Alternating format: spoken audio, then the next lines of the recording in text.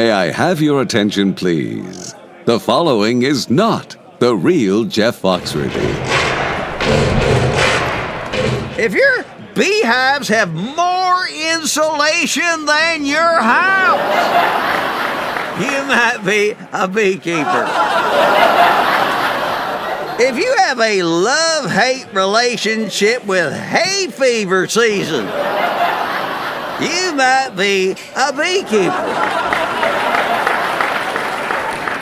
If you cried like a baby when your favorite colony swarmed,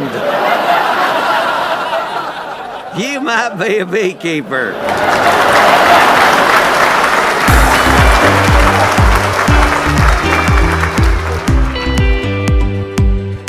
Welcome to Be Love Beekeeping, presented by Man Lake. I can't wait for you to hear today's episode because we're going to have a conversation with someone whose bees produce the world's best tasting honey. Together we'll learn how she does it, where she does it, and how you can improve your honey. But first, here's something a little weird and interesting from the world of honeybees and beekeeping. Have you ever heard of purple honey? In the Sandhills region of North Carolina, between the capital of Raleigh and Charlotte, visitors may not even realize what a rare ecological niche that they have stepped into. The region is one of the last homes for unique flora and fauna like the southern hognose snake and the Carolina gopher frog, both of which are endangered. But what it's also known for is something that university researchers, foodies, and conspiracy theorists all scratch their heads over. It's a rare and coveted honey in a deep shade of aubergine purple, and no one knows for sure what gives it that color, that hue. In this area, if the conditions are exactly right and the timing is perfect, beekeepers will visit their hives and find not just frames brimming with golden honey, but sometimes even honey with a deep violet glow.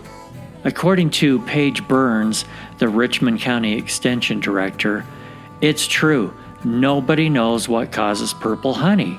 According to her, it's speculated that it's the alkalinity of the soil changing the honey's color as it changes hydrangeas from blue to pink.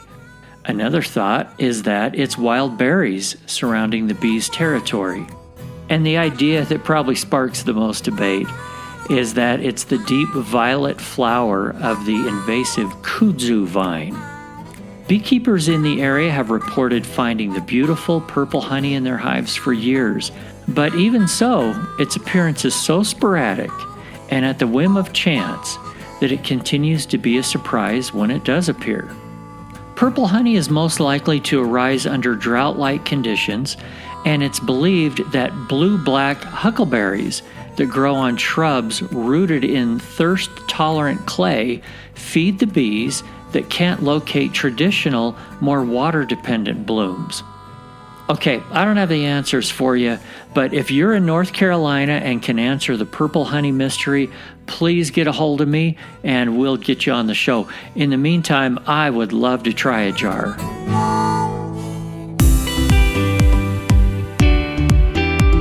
I'd like to welcome to the show today our super special guest, Virginia Webb. How are you, Virginia? Doing great today, Eric. Thank you so much. I'm so honored to be with your show today. Thank you for inviting me. The big thing that we're going to learn today is about Virginia because she has the world's best tasting honey. Now, that's not from her. That's not from me. That's from real live judges.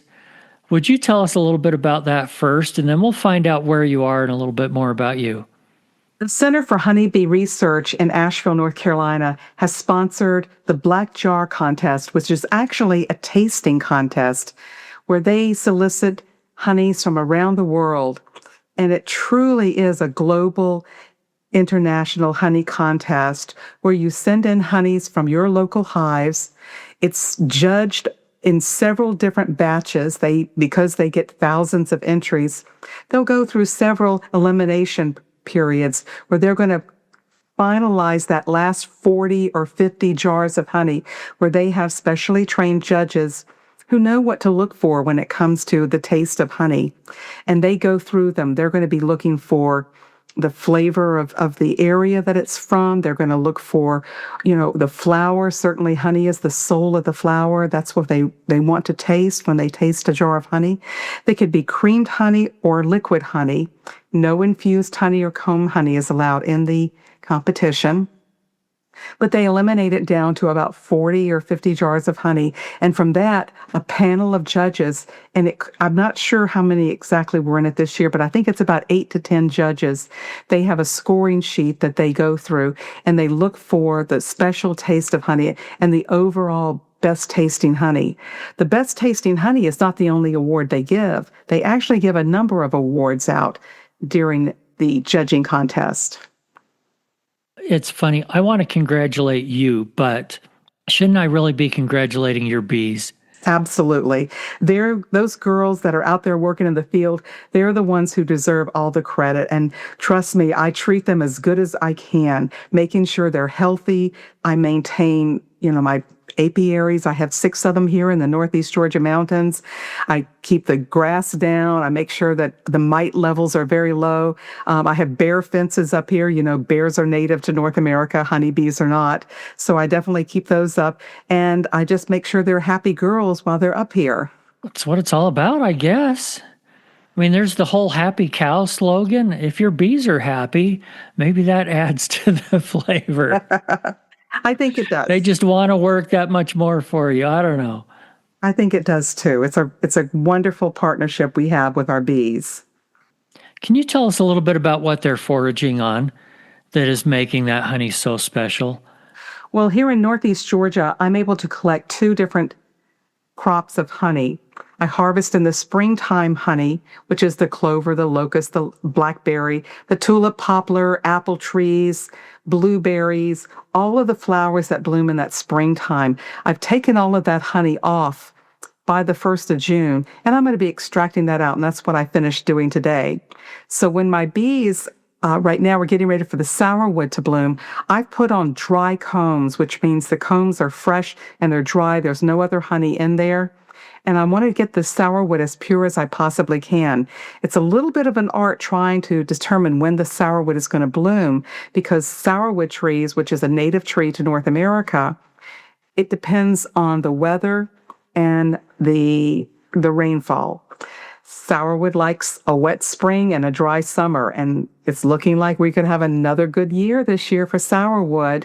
So I've started putting on, and actually all of my bees already have at least 1 super of dry comb on them. The sourwood is just beginning to bloom in the lower elevations. Sourwood does much better in higher elevations. So probably the middle of next week, I'll be checking on my bees and see if they're ready for a second super.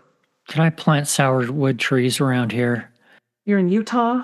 Yeah, I don't know if they'd grow. You may be able to get an ornamental tree. The sourwood tree is known by several different names. If you go to a nursery, you'll find the sourwood tree listed as the Appalachian lily tree or the lily of the valley tree. So they are available for sale. Yeah, but would they live in a colder climate? I don't know. You talked about high elevations. How cold does it get? Yeah, we have snow. The range of sourwood is generally from North Georgia through southern Pennsylvania, and mainly in the mountain section. There's great sourwood locations in Tennessee, North Carolina, Virginia. The Shenandoah Valley is an excellent area for sourwood, and even up to West Virginia and a little bit of southern Pennsylvania. By the way, I tried sourwood honey for the first time recently. One of your neighbors there in Georgia sent me a jar. It was fantastic. I'm not quite sure how to describe it. I tasted it and I'm like, wait a minute, is it sweet or is it sour? There is kind of a sour something to it. I don't know. How would you explain it? The whole palate of it. Yeah, I certainly would not consider it sour. If it's sour, it may have something mixed with it, because up here, there's virtually no other nectar-producing flowers blooming except for a little clover, which there's everywhere, and then a little bit of sumac. Sumac can sour the honey a little bit. I try to make sure that I'm in areas that does not have sumac trees. That's that way I can get the purest sourwood that I can. But it has a very calming flavor to it. It's almost a buttery flavor to it with a little bit of creaminess to it. It feels very good on the flat part of your tongue and the back of your tongue. I don't have a very refined palate. I have a feeling the sour part just entered into my brain because of the term sourwood. So I don't know, but anyway, it was super delicious. That's all I know. Hey, I want to hear about some of your credentials because I wrote some down the other day. Have 3 master beekeeper certifications? That's correct. I've been very blessed. The University of Georgia, the University of Florida, and then Eastern Agricultural Society. I think that I'm the only person in the United States to have 3 master beekeeping certifications, and I'm working on my 4th, but it won't happen this year. I hope for the next year that I'll have the 4th one. And then I also read that your honey has been served in the White House, the Georgia Governor's Mansion, the United Nations, Lake Cordon Bleu, probably in heaven somewhere. It's quite a compliment. Yeah, funny that you should say that. When you go to my honey house, the aroma of honey from the extractor just fills the air. My dad once told me that he doesn't know what heaven looks like, but he certainly knows what heaven smells like. It's going to smell like a honey house with that fresh harvest of honey being extracted out that just absolutely fills the air. And I've always loved that quote from my dad. I'm going to quote him on that. That is a good one. So one of the other things that I was curious about, it sounds like you know a lot about honey judging as well. Have you been a honey judge? I've been a honey judge for nearly 50 years. Okay. I'm very fortunate to have worked with some absolutely wonderful judges in the past. W.O. Kennedy and Mr. Leslie Little from Tennessee back in the mid-1970s. I first trained as a honey judge there. I've also been certified in North Carolina and in Maryland. But I've also recently, within the last 20 years, become a part of the Welsh honey judging program. Although I don't judge that way anymore, I think it's too subjective. There's too many variables in there. I do still judge. I've judged at the American Beekeeping Federation, and also I'm a senior judge at the World Beekeeping Federation, or Apamundia, which hosts the World Honey Show every 2 years. And you're headed to Copenhagen this year?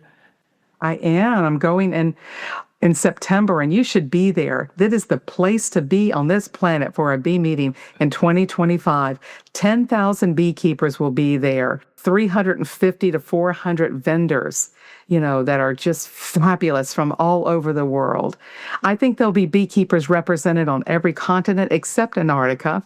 So it's a great meeting. It's a great place to be with beekeepers. You have manufacturers, you have honey sellers, you have equipment makers, you have hobbyist beekeepers up to people who have tens of thousands of hives that will be there.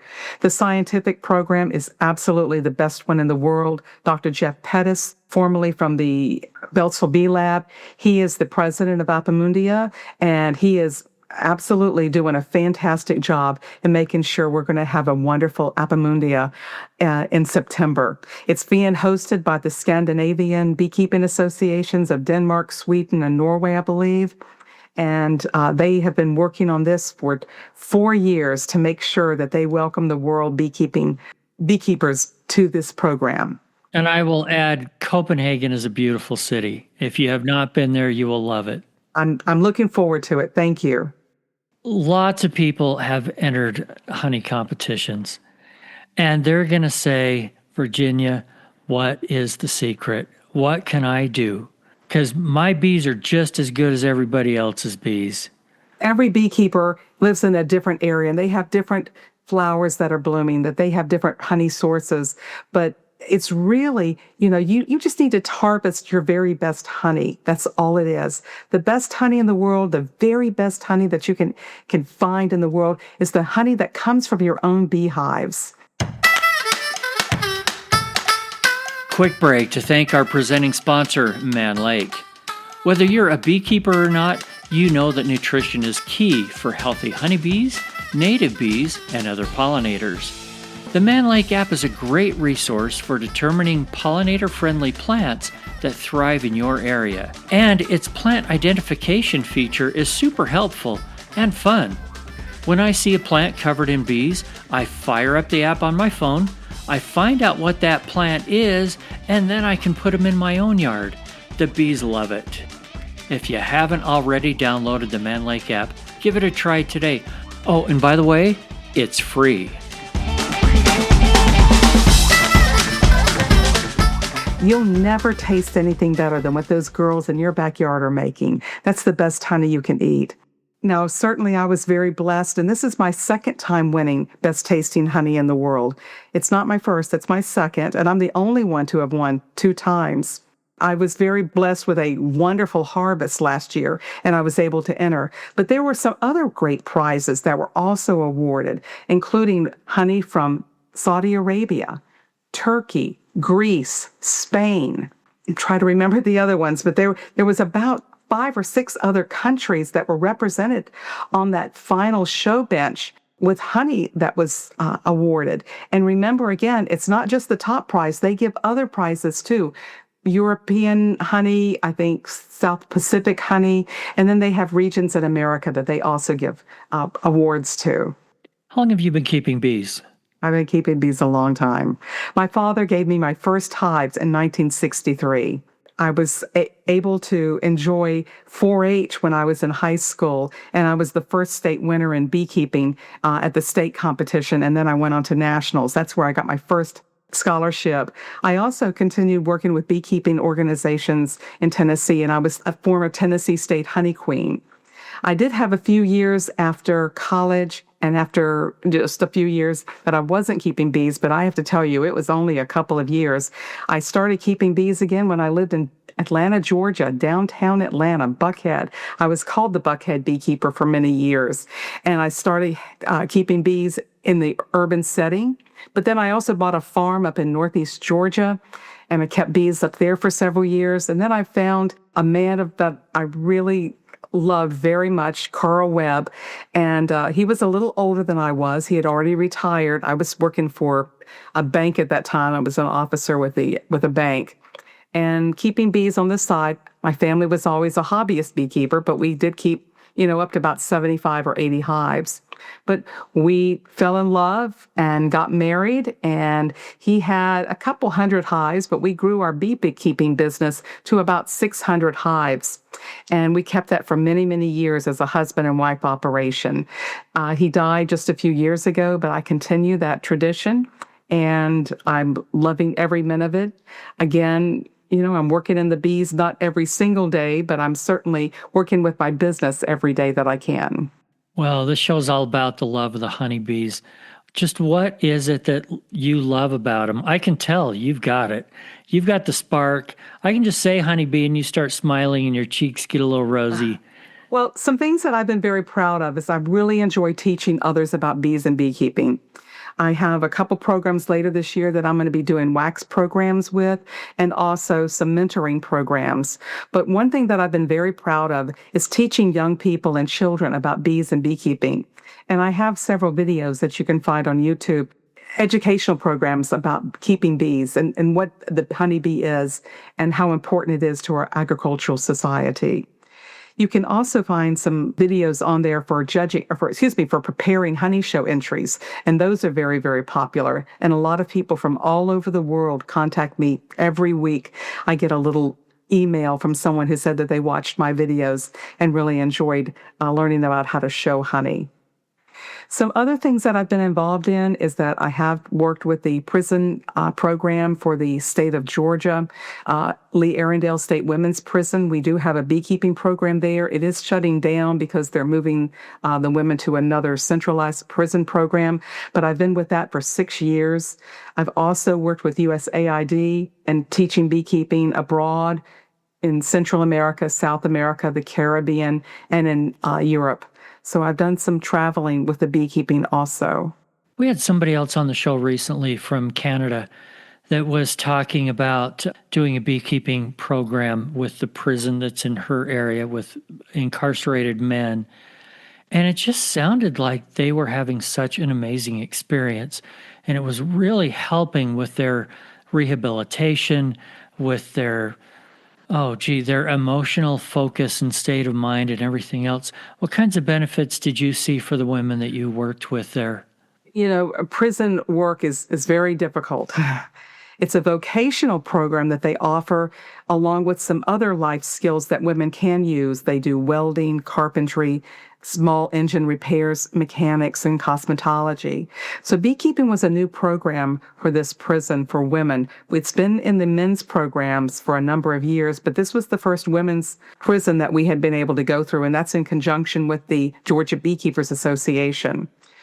Most of the women that we have that are in this program, they have never been inside a beehive. They don't know anything about bees or beekeeping. So they're starting from the very, very basics. It's wonderful to see the light in their eyes and talk about what they're doing with the beekeeping program, extracting their own honey, treating the bees for mites. If a swarm happens that they're able to go ahead and capture that swarm. They go through the same process that you and I do. We also have, with the University of Georgia, a master beekeeping program at the prison systems here in Georgia. And a number of the inmates in Georgia have been able to reach that master beekeeping level. And that's something, too, I'm also very proud of. Oh, that's fantastic. What does it do for someone personally, though? Can you give us an example of one person that you saw? And I don't know how well you get to know them. Maybe you don't have a chance to get to know them well enough. I could cry at this one. We actually wrote about this. Julia Mahood, who heads the program at Lee Arendelle, she and I wrote an article for one of the bee magazines a few years ago. And about April, I'll just give her first name, April. She is a lifer. She will be up for parole in another 5 to 10 years. She was a first-time offender. When she was incarcerated, her family pretty well cut her off, even though she does have a couple children. They're adults now, but she did keep their name on file if they wanted to visit. So she's always, been very sweet, always a helper and everything. But when it comes to visitation days, and that's mostly on Saturdays and holidays, she's one of the individuals that stays in her cell or in her block because she doesn't have a lot of visitors. And then one day at Saturday, the guard came out and said, "April, you have a visitor." And she said, "Oh, it must be my sister who comes to visit once or twice a year." So she went up to the guard house where they have to go through a screening to get into visit with family members. And she looked through the window, and that's when she started shaking very bad. It was one of her daughters. She had not seen them since she had been in prison, and she's been in prison more than 20 years now. And she was just amazed. So when she went into the greeting area where they're allowed to meet with family, the visitation hall there, they have to sit on a table with one person on each side. And she just says, "Why are you here? I've written you all these years. I've sent you, Christmas cards, birthday cards. I've never heard from you. And I just never understood, why you didn't call or why you didn't visit or send something to me." And her daughter looked at her and said, "Well, I took a beekeeping class up in Bumpkin County, North Carolina. And they talked about a prison program here in Georgia. And they mentioned Lee Arendelle. And you had said in your Christmas letter that you were starting to learn about bees and beekeeping. And I thought I would come and share some of what I've learned with you." That is so awesome. It really is. It melts my heart. It really does. And we have women in our program that are lifers without, and some will come and go. But we do have success stories, and especially in the men's side, we've had a number of very successful people who have gotten out of being incarcerated, and they've gone to work with commercial beekeeping organizations. So there is a lot of success there. Again, I'm very proud to be a part of it, and the Georgia Beekeepers Association has been the cornerstone of that organization of helping prisons and the beekeeping program in many of the prisons here in Georgia. I think there's 5 or 6 that we're now in. Yeah, it's very cool. All right, I want to shift gears a little bit in the last few minutes that we have here and ask something. I very often ask beekeepers, if you had advice for a brand new beekeeper, what would it be? But I want to do something a little bit different with you, if you don't mind. And that is, I have met some beekeepers over the last few years that after their first or second year or third year of having bees die and then maybe die again, they just give up. Yeah. So if someone is maybe in that situation or getting close to it, what advice do you have for them? They put in all the money for the equipment they have. They bought the suits, the smoker, they've painted their hives. They're really pretty. And they get through that first winter, and come January, February, the bees are gone. How disappointing that is. I just have to tell them, please, first of all, you need to be a part of a local beekeeping club. You need to find out what's going on in your area. The next thing is you need to remember you have to check for mites. Mite loads are very much the reason why a third of the bees are dying worldwide every year. We need beekeepers. It is so important that we have honeybees. I tell people all the time, it doesn't matter if you live in an urban setting or a rural setting, you can be able to keep bees. Now, there may be exceptions where you live in a PUD or an HOA that doesn't allow it, but you may be able to find a farmer or a neighbor who allows you to keep bees. It's so important. And when you go to that beekeeping club, talk to the leadership of that club, tell them your struggles, see if you can find a mentor. That would be the best thing to happen with the bees. I have a number of people that I mentor with the beekeeping, and it's really important. It's important also that we have a healthy beekeeping industry. Someone once told me that Einstein said that if the bees died, mankind would die in 4 years. Well, that's not true. Maybe Fred and Einstein said it, but it certainly wasn't Albert. We have a number of vegetables that need no vector or beneficial insect to live. Wheat, corn, rice, and barley need no beneficial insect to produce food. But look how dull our plates would be without those beautiful vegetables, fruits, nuts, and legumes, without the honeybee. I tell people all the time, how important honeybee is to our agricultural industry, because we cannot be a free and prosperous country if our food source is controlled by someone else. After you pass dirt, water, and sunshine, the next most important thing we have to grow food to feed 8 billion people on this planet is pollination. Keeping a healthy beekeeping industry also keeps a healthy agricultural industry. That's a great answer. I'd also love to add to that, if you don't mind. Part of what I love about beekeeping is that it's not easy. There is so much to learn and to keep learning. And you think you know it, and then you need to keep learning because something changes. We've all heard the old saying, ask a question to 10 beekeepers and you'll get 11 different answers. There's a lot of variations of that too. I find that even with myself. I can ask myself the same question and get 5 different answers. Beekeeping is not that easy, but the challenge is part of what's so great about it. Is.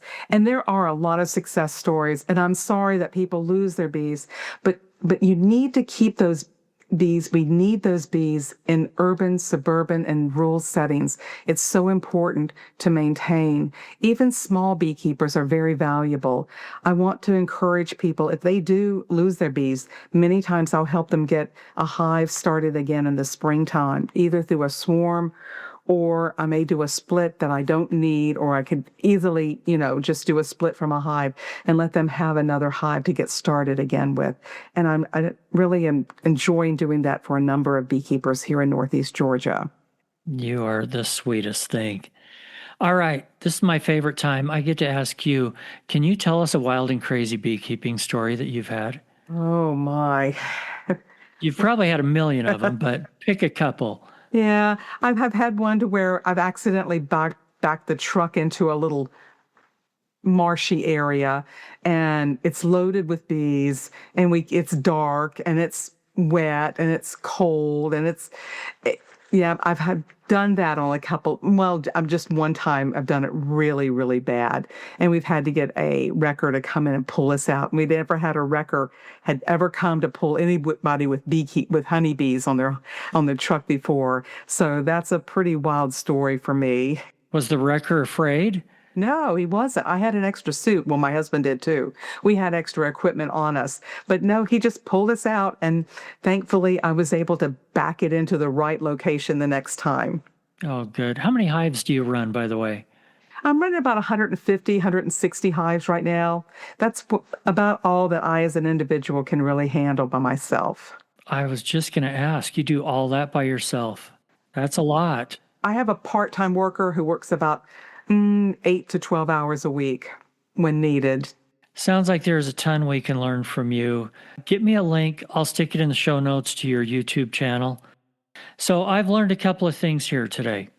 One is if I ever want to do well in a honey show, to enter one that Virginia Webb is not competing in.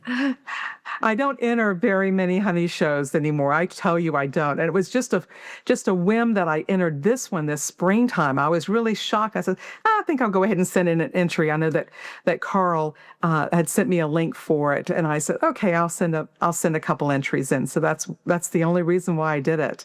But yeah, you're not going to see my honey in many honey shows anymore. You're welcome to go ahead and enter, and please do. Do you have any other secrets to making great honey and keeping super happy bees? I just try to make it as pure as possible. I add nothing. I take away nothing. It's just extracted from the honeycomb and just lightly strained. And that's the best honey you can try is your own honey. All right, Virginia. Eric? Yes. What an honor it has been to be with you this evening. Thank you again for the invitation. Well, thank you. It's been a lot of fun, and please keep in touch. Will do. Thanks again for joining us here on Be Love Beekeeping, presented by Man Lake. Remember right now to follow or subscribe and share this podcast. Also, a quick shout out to Vita Bee Health for their support. Vita's Varroa control range of products includes Apistan, Apigard, and now Viroxan, extended release oxalic acid strips. Thanks, guys. And remember, if you're not just in it for the honey or the money, you're in it for the love. See you next week.